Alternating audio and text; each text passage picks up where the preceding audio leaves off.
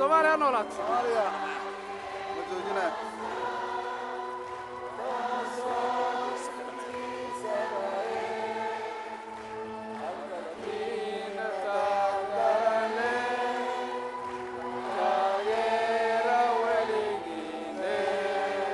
Soomaaliya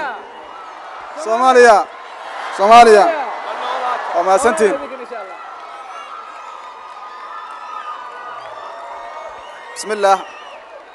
بسم الله والحمد لله والصلاة والسلام على رسول الله وبعد marka hore waxaan idinku salaamaa salaanta islaamka assalaamu calaykum waraxmatullaahi wabarakaatuhu mudane aliya marweyn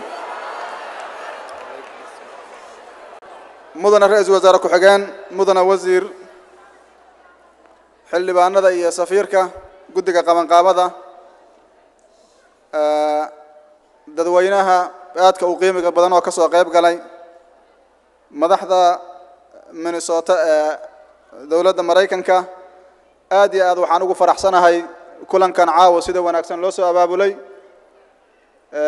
waxaan ka mahad celinayaa dadaalka aadka u qiimiga badan iyo fursadan qaaliga ah oo caawa aan haysano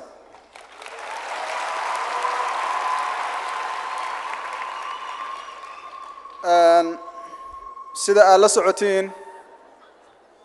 dawladda Soomaaliyeed waxay wadaa dadaal aad u fara badan ujeedaduna waxay tahay in xal la gaaro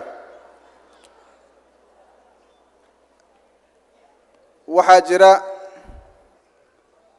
xaalad adag oo dalku uu soo maray iyo xaalad adag oo dalku uu ku jiro laakiin intaanaan gelin ka hor waxaan jeclaan lahaa inaan u mahad celiyo dawladda Mareykanka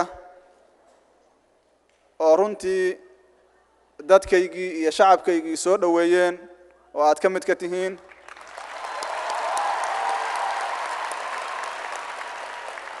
siiyayna fursad qaali ah inay nabad ku noolaadaan inay waxbarasho helaan inay caafimaad helaan inay helaan muwaadinimo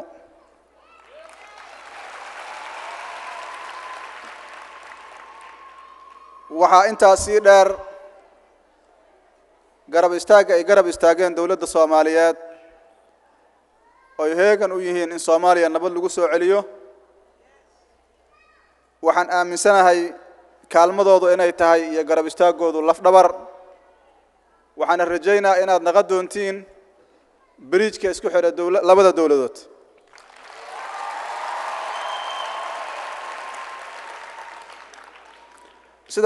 sidaas oo kale waxaan u mahad celinaa madaxda gobolka Minnesota Senator Al Franke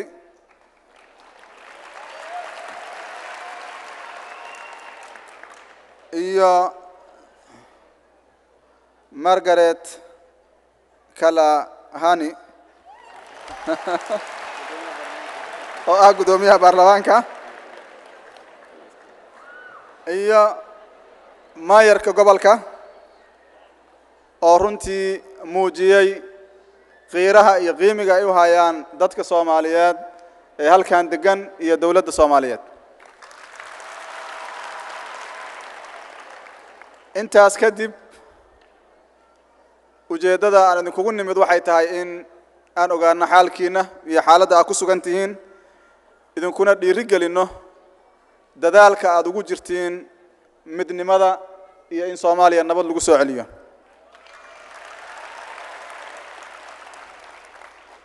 sida aad la socotiin dawladda Soomaaliyeed waxay wadaa dadaal aad iyo aad u fara badan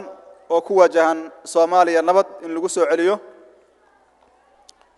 caqabad fara badan waa jira laakiin kalsooni badan waxaan ku qabnaa in xaaladda adag laga gudbi doono ummadda Soomaaliyeed oo iskaashatana looga gudbi doono insha Allah ta'ala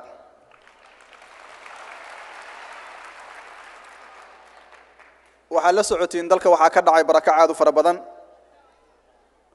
barakacaas wuxuu socday 18 sano la soo dhaafay maalin walbana waxaa soo baxay dhibaatooyin cusub ummadda Soomaaliyeed maanta qax iyo dhibaato uma baahna waxay u baahan tahay nabad iyo dawladnimo waxaan aaminsanahay garaadkeedii in la gaaray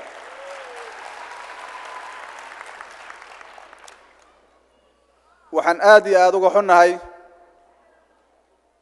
dad Soomaaliyeed oo kaashanaya ajaanib isla markaasna ku dhex dhuumanaya diinta islaamka dadkii Soomaaliyeedna barakac iyo dhibaato ku ridaya ujeedada ay u socdaan ay tahay inay u gacan geliyaan dad ajaanib dalka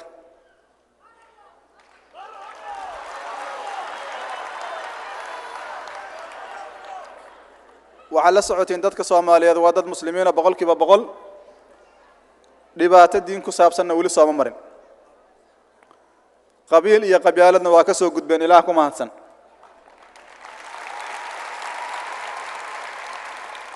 maanta waxay joogaan xaalad dawladnimo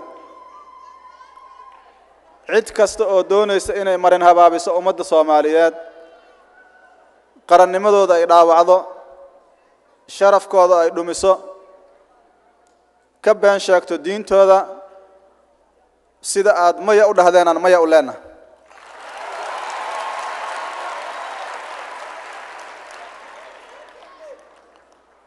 waxaad wada ogtihiin burburka Soomaaliya ay ku jirto iyo xaaladda adag ay ku jirto qofkii diin iyo damiir leh waxay ahaaday in wanaagga uu ka qayb qaato dawladnimada uu ka qayb qaato dib u dhiska dalka ka qayb qaato dadka dhibaataysan sidii loo gargaari lahaa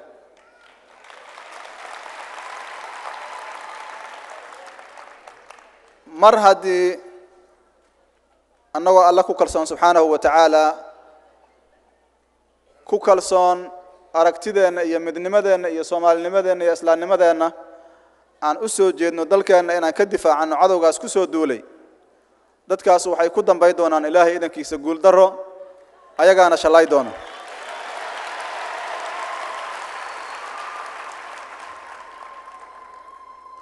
waxyaabaha lala yaabo waxaa ka mid ah in dadkii Soomaaliyeed la dhex taagan yahay midi iyo qoray madaxoodii la guraayo gacmahoodii la guraayo lugahoodii la guraayo maalin walba la qaxinayo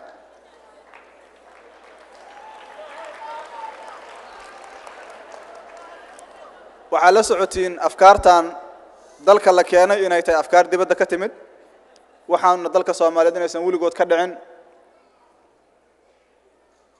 dadka Soomaaliyeedna aysan aqbali karin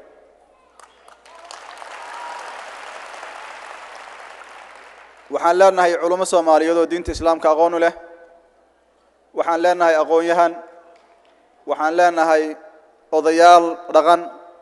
waxaan leenahay dad Soomaaliyeed oo rag iyo haween leh oo kala duwan oo dhaqanka iyo diintaba yaqaana in wiilal yar yar ay yimaadaan oo ay dadkii ka korboodaan oo culimadiyo taagan oo leh waxaan joojiya iyagu maalin walba dagaal abaabulaan waa arrin aan la aqbali karin waxaana in sha Allah ta'ala dawladda qorsheedu uu yahay in lagu xalliyo cidii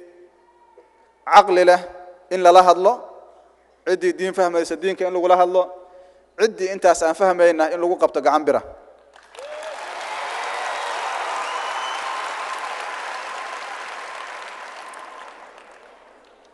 waxaa la socotiin dawladdu muddadii koobnada ay jirtay waxaa laga soo horjeestay dagaal aad u fara badan ujeedaduna waxay ahayd meesha inay dawladdu ka baxdo oo kooxahaas argagixisada ay dalka la wareegaan laakiin falillaahi alxamdu waxaa lagu guuleystay dawladdu inay jirto dibna loo celiyo dadkaas